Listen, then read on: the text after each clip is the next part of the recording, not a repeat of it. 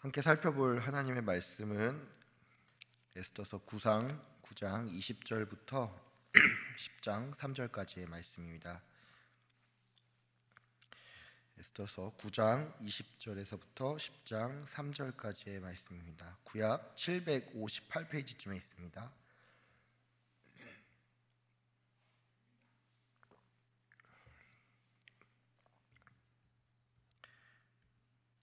하나님의 말씀을 제가 읽겠습니다.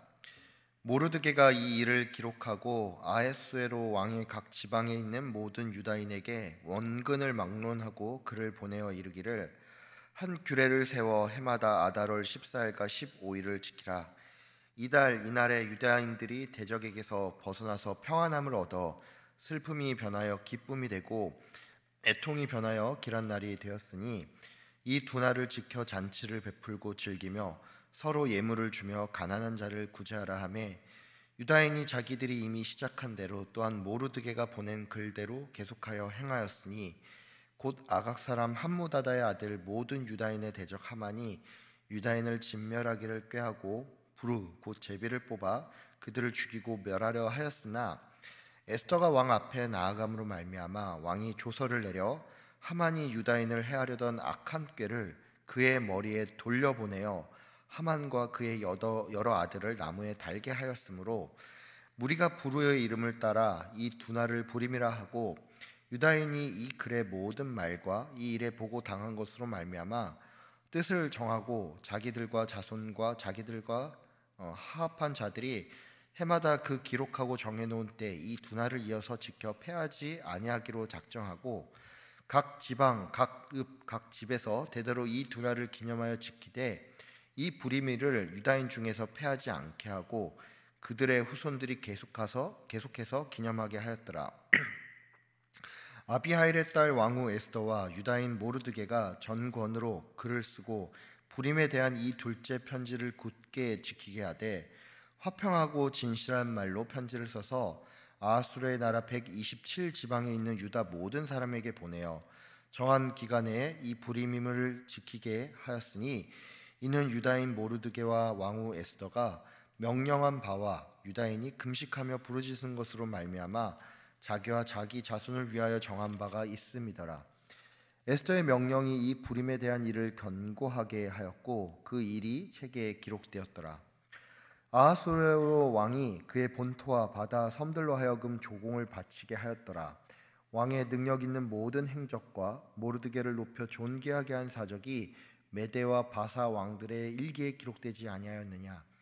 유다인 모르드게가 아하수에로 왕의 다음이 되고 유다인 중에 크게 존경받고 그의 허다한 형제에게 사랑을 받고 그의 백성의 이익을 도모하며 그의 모든 종족을 안위하였더라. 아멘. 오늘은 불임절을 지키라라는 제목으로 함께 말씀을 나누도록 하겠습니다. 어제 우리는 유대인들이 그들의 대적에게 복수를 하는 장면을 살펴보았습니다. 우리는 이 과정 중에 하만의 10 아들이 죽게 되고 또 그들이 나무에 매달리는 것을 보게 되었죠. 이 페르시아의 수도인 이 스산궁에 살던 유대인들은 아달월 13일과 또 에스더의 요청에 따라서 하루를 더 연장하여 14일까지, 즉 이틀에 걸쳐서 총 800명의 대적들을 죽였고 15일에는 이것을 기념하여 잔치를 베풀었습니다. 반면에 이 수산궁 외에 페르시아 전역에 살던 유대인들은 13일 하루 동안에 총 7만 5천 명의 대적들을 죽이고 14일에 이것을 기념하여 잔치를 벌였다라는 내용이 나오는데, 이게 바로 불임절의 기원이죠.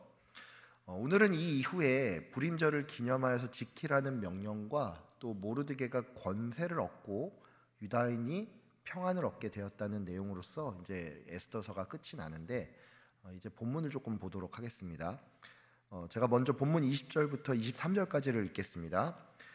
모르드게가 이 일을 기록하고 아하수에로 왕의 각 지방에 있는 모든 유다인에게 원근을 막론하고 글을 보내어 이르기를, 한 규례를 세워 해마다 아달월 14일과 15일을 지키라. 이날에 유다인들이 대적에서 벗어나서 평안함을 얻어 슬픔이 변하여 기쁨이 되고 애통이 변하여 길한 날이 되었으니 이 두 날을 지켜 잔치를 베풀고 즐기며 서로 예물을 주며 가난한 자를 구제하라 하매 유다인이 자기들이 이미 시작한 대로 또한 모르드게가 보낸 글대로 계속하여 행하였으니. 모르드게는 유대인들에게 그간에 겪었던 어려움과 또 그로부터 구원받은 역사를 기록하여서 이 원근 각지에 보냈고 또 아달월 14일과 15일을 매년 지켜야 할 명절로 선포를 했습니다. 유대인들은 이 명령에 따라서 그 날을 지켰는데 이 부분에서 우리가 조금 눈여겨봐야 할 부분이 있습니다. 그게 뭐냐면 모르드게가 명절을 지정하고 지키라고 한 것은 이 날이 단지 마치 우리나라로 치면 추석이나 설 연휴처럼 우리에게 기쁘고 즐거운 그 정도의 날이 아니라 이 날은 하나님의 구원과 은혜를 기억하고 기념하라는 그 의미를 가지고 있다는 사실입니다. 쉽게 말해서 단지 기뻐하면서 잔치를 벌이고 사람을 구제하는 이 정도를 넘어서 우리가 하나님 나라의 백성이라는 이 명백한 정체성을 가지고 우리의 모든 삶이 하나님의 은혜 가운데 있음을 우리가 기억해야 한다는 사실입니다. 불임절과 같은 맥락에서 유월절이 있죠. 여러분, 유월절이 뭡니까? 영어로는 유월절을 패스오버라고 해서 지나치고 넘어갔다라고 하는데 한마디로 이스라엘 백성의 집에 재앙이 임하지 않고 그냥 넘어갔다는 말이죠. 조금 더 자세히 설명을 드리자면 이스라엘 백성이 출애굽을 할 때 이 애굽에 10가지 재앙이 내렸는데 이 중에 장자가 죽게 되는 마지막 재앙이 있었습니다. 이 유월절은 하나님의 은혜로 그의 택한 백성들이 이 재앙을 피해가며 구원의 은혜를 입었음을 기념하는 절기인데 불임절도 이 같은 의미로서 이날은 구원과 관련된 기쁨의 날이면서 또 영적인 의미를 가지고 있다는 것입니다. 이 불임절이라는 단어는 이제 특별히 불임이라는 이 단어의 의미를 생각을 할 때 하나님의 적극적인 개입과 은혜를 떠올릴 수밖에 없습니다. 오늘 우리가 읽은 이 본문 24절에서부터 28절까지를 보면 불임절의 명칭에 대한 유래가 나오는데 내용을 요약하면 이렇습니다. 아각 사람 하만은 유대인을 진멸할 생각을 가지고서 그 날을 정하기 위해 제비, 즉 부르를 뽑았는데 이거는 마치 이제 우리나라 사람들이 이삿날을 잡기 위해서 손 없는 날을 찾고 또 그 중에서 날을 정하는 것처럼 하만은 유대인을 진멸할 날을 뽑고자 일종의 점을 치는 행위로서 제비를 뽑았다는 얘기죠. 그러니까 이 제비를 뽑는 행위, 더 정확히 말해서 유대인이 멸망당할 날을 의미하는 제비는 참으로 재밌게도 이 하나님의 개입으로 말미암아 오히려 원수를 갚는 날이 되었고 또 하만과 그의 아들들이 죽임을 당하는 날이 됐다는 것입니다. 이 불임이라는 단어는 아달월 13일과 14일, 즉 이틀에 걸쳐서 이스라엘 백성이 그들의 대적을 진멸했기 때문에 이 부르라는 단어의 복수형으로서 불임이라는 단어가 쓰였고 하루 뒤인 아달월 14일과 15일에 축제를 열었기 때문에 이 날을 불임절이라고 불렀습니다. 여러분, 이 불임이라는 단어의 역설은 하나님의 은혜로 말미암아 멸망당할 사람들이 도리어 구원을 얻고 원수를 갚게 되었다라는 사실을 보여주는데 이것은 또한 예수 그리스도의 십자가 사건을 예표한다고 할 수 있습니다. 세상 기준에서 보면은 이 예수 그리스도의 죽으심은 굉장히 비극적인 사건이라고 할 수가 있습니다. 예수님께서는 십자가에 달려서 돌아가시기 불과 한 주 전만 해도 이스라엘의 구원자로서 사람들로부터 엄청난 환호를 받았죠. 예수님께서 예루살렘에 입성했을 때 사람들은 예수님을 환영하며 존경한다는 의미로 이 왕의 대관식으로서 자신의 겉옷을 벗어서 땅에 펴고 종려나무를 가지를 흔들면서 예수님을 맞았습니다. 문제는 한 주도 안 돼서 이 결과가 완전히 뒤집히게 됐죠. 세상의 왕이 될 줄 알고 환영을 했는데 결국 예수님께서는 십자가에 달려서 죽었기 때문에 이 예수님의 십자가 사건은 세상 관점에서 볼 때는 이 엄청난 실패로 보일 수 있다는 얘기입니다. 십자가 사건을 여러분이 이해하기 쉽게 설명을 하면 이런 겁니다. 요즘 이제 한창 이 대통령 선거를 앞두고서 유세가 진행 중이지 않습니까? 여론조사에 따르면은 이제 어떤 정당의 후보는 대략 40% 후반대 지지율이 나오고 어떤 후보는 대략 30% 중반대 지지율이 나온다라고 하는데, 이 지지율이 조금 떨어지는 정당에서는 후보 단일화를 하기 위해서 노력을 하죠. 여러분, 단일화를 하려는 목적이 뭡니까? 이것을 했을 때 한번 해볼 만하고 약간 운도 따르면 선거를 이길 수도 있겠다라는 얘기죠. 근데 여러분, 예수님께서 이 예루살렘에 입성했을 때는 이제 요즘 말로 하면은 예수님의 지지율이 거의 한 90%가량 육박을 했기 때문에 이 경쟁자가 아예 없었고, 사람들 대부분은 정말로 특별한 일이 있지 않는 이상 예수님께서 유대인의 왕으로 올라설 거라고 그렇게 굳게 믿었습니다. 문제는 불과 한 주도 안 돼서 예수님이 처형을 당하는 것으로 모든 게 끝났다는 얘기죠. 세상적으로 볼 때 이 예수님의 십자가 사건은 엄밀히 말해 혁명이 실패한 거나 다름이 없습니다. 쿠데타를 꿈꾸던 한 청년이 결국 로마의 반대와 정치적인 판단 미스, 그리고 유대교 기득권의 공작으로 이 십자가에서 처형을 당하고 끝난 것처럼 보인다는 얘기죠. 근데 이 죽음이 성도에게 있어서는 우리의 구원을 위한 대속의 사건이 되었다라는 것입니다. 여러분, 교회를 상징하는 게 뭐죠? 세상 사람들이 볼 때 이 건물 꼭대기에 십자가가 달려 있으면 저 건물이 교회라고 생각을 하죠. 여러분도 잘 아시겠지만 이 불교의 심벌은 이 만자입니다. 이 만자가 의미하는 게 뭐냐면, 이제 불교인들마다 조금씩 다른 얘기를 하는데 결국 종합을 하면 좋은 징조와 만 가지 덕을 의미합니다. 여러분, 이 뜻을 보면 알 수가 있지만 불교의 심벌은 그 자체로서는 좋은 의미를 가지고 있죠. 참고로 이슬람교의 심볼은 초승달과 새벽별입니다.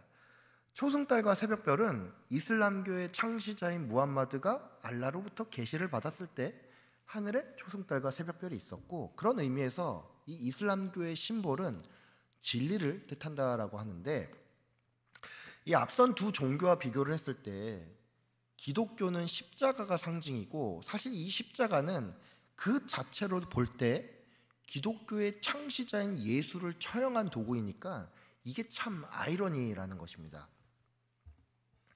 여러분, 만약에 여러분 주변에 어떤 사람이 목걸이를 하고 있는데 그 목걸이가 의자 모양이에요.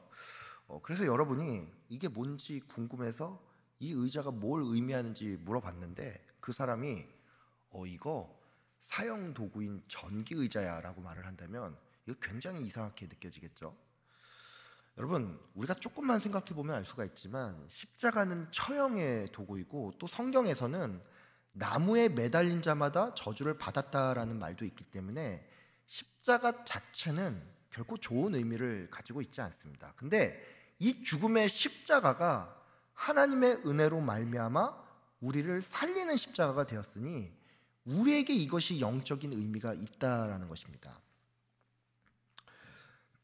여러분, 제가 이 불임절과 관련해서 부르라는 단어가 멸망을 가리키지만 결국 구원의 날로 변한다는 점에 있어서 이게 십자가 사건을 예표한다라고 말씀을 드렸죠.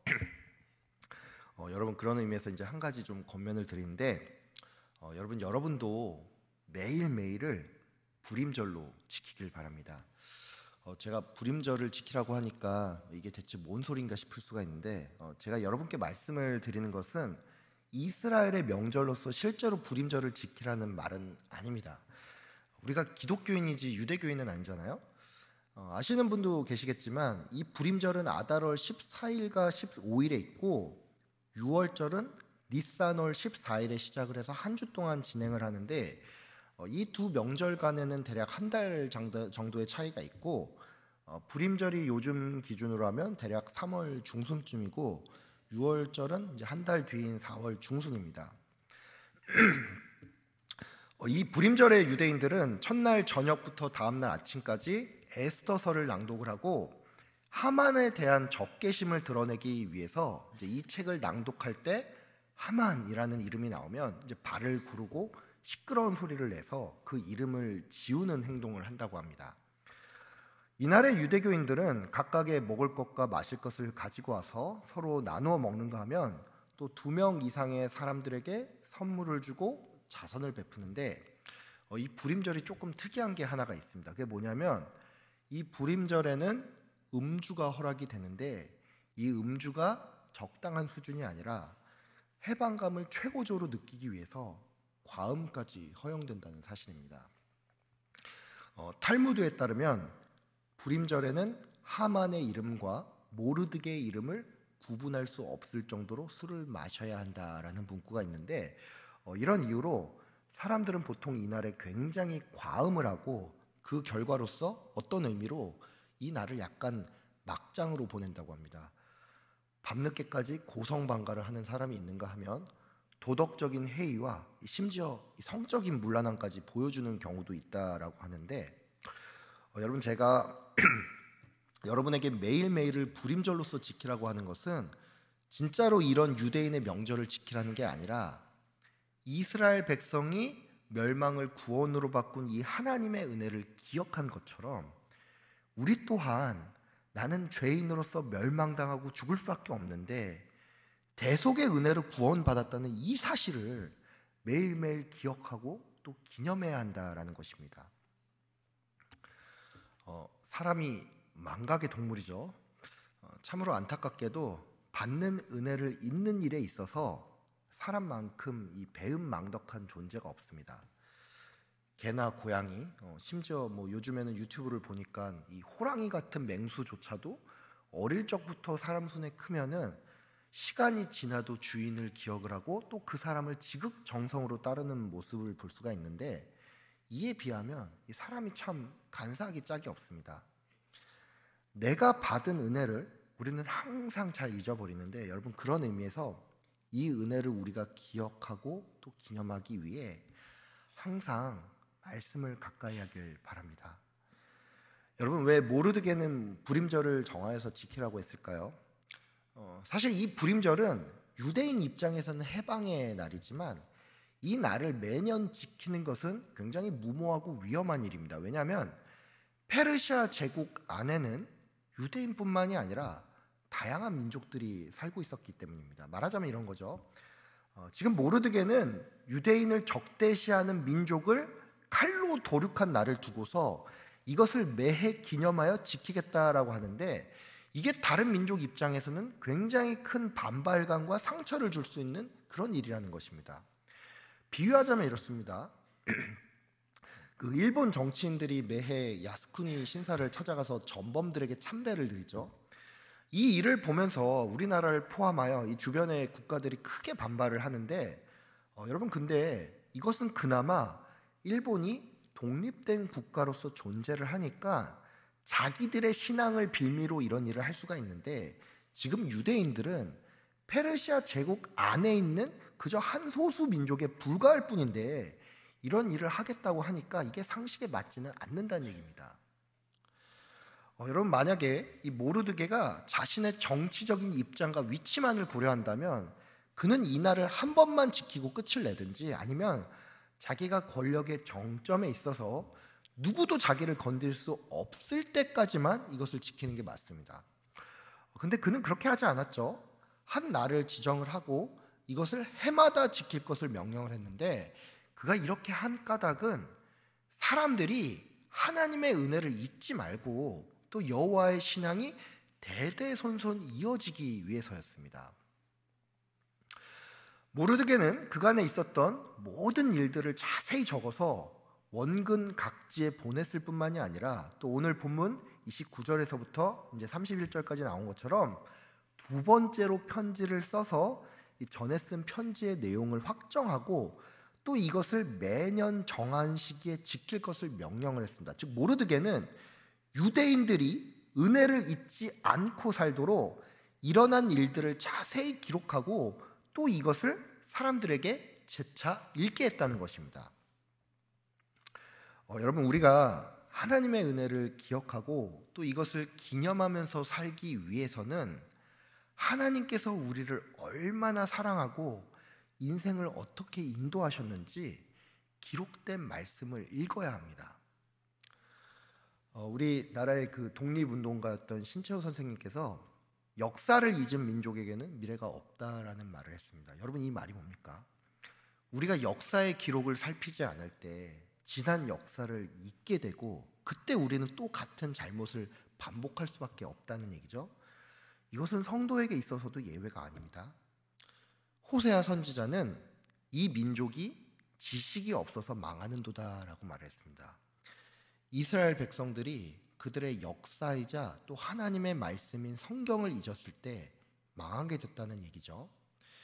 모세는 신명기 말씀을 통해서 너는 말씀을 마음에 새기고 너의 자녀에게 부지런히 가르치며 집에 앉았을 때든지 길을 갈 때든지 누워 있을 때든지 일어날 때든지 이 말씀을 강론하라라고 했는데, 여러분, 그렇습니다. 우리가 매일 하나님의 은혜를 기억해야지만 그때서야 인생에 희망이 생기는데, 그러기 위해서는 먼저 말씀을 가까이 해야 한다라는 것입니다. 찰스 스펄전 목사님께서는 좋은 책들을 많이 읽어라, 그러나 무엇보다 말씀 안에서 살아라, 이런 말을 했습니다. 여러분, 우리가 말씀 안에서 살 때 하나님의 은혜를 기억할 수가 있고, 그때서야 우리는 비로소 참된 평안과 형통을 경험할 수가 있습니다. 모르드게가 존귀함을 얻게 되고 또 그를 통해서 유대인들이 평안을 얻게 됐는데, 이것은 그가 정치적인 수완이 뛰어나서가 아닌 하나님의 은혜를 기억했고, 또 은혜의 사건들을 사람들로 하여금 다시금 기억나게 하고 읽게 했기 때문입니다. 여러분 모두 주의 은혜를 매일 기억하면서 살길 바랍니다. 죽을 수밖에 없던 우리가 지금 이 자리에 나와서 예배를 하고 기도하는 것은 하나님의 큰 은혜이며 기적입니다. 아무쪼록 말씀을 가까이 하면서 하나님의 은혜를 더욱 깊이 묵상을 하고, 이를 통해 참된 형통과 평안을 누리는 저와 여러분들 다 되시기를 주의 이름으로 축복하며 기도합니다. 기도하겠습니다. 참 좋으신 하나님 아버지, 감사합니다. 지난 또 한 주 넘는 시간 동안 에스더서를 계속 살펴보았는데, 에스더서에 하나님의 이름이 등장을 하지는 않지만 이 모든 일들 가운데 그 이면에 하나님께서 그 인생에 개입하여 주셨음을 우리가 깨닫게 하여 주심에 감사합니다. 하나님, 우리가 지금까지 살아온 모든 것들, 우리가 열심히 다해서 산 것 같고, 우리의 선택으로 살아온 것 같고, 우리의 노력으로 살아온 것 같은데, 그것이 아닌 그 이면에 하나님의 큰 은혜가 있었음을 기억합니다. 아버지, 이 은혜를 기억하면서 살아갈 수 있도록 주님 복을 내려 주시옵소서. 또 무엇보다 이것을 잊고 살지 않도록 기록된 말씀을 통하여서 하나님께서 우리를 얼마나 사랑하시는지, 우리의 인생을 어떻게 한 걸음 한 걸음 인도하셨는지 그것을 확인하고 묵상하는 가운데 주의 은혜를 잊지 않고 주님을 찬양하면서 살아가는 우리 모든 인생이 될 수 있도록 주님 인도하여 주시옵소서. 아버지, 또 대선이 이제 2주 정도 앞으로 다가왔습니다. 하나님 아버지, 우리 믿는 성도들에게 주님 분별하는 영을 주시고 분별하는 마음을 주셔서 하나님 마음에 합당한 사람을 잘 선택할 수 있도록 주님 인도하여 주시옵소서.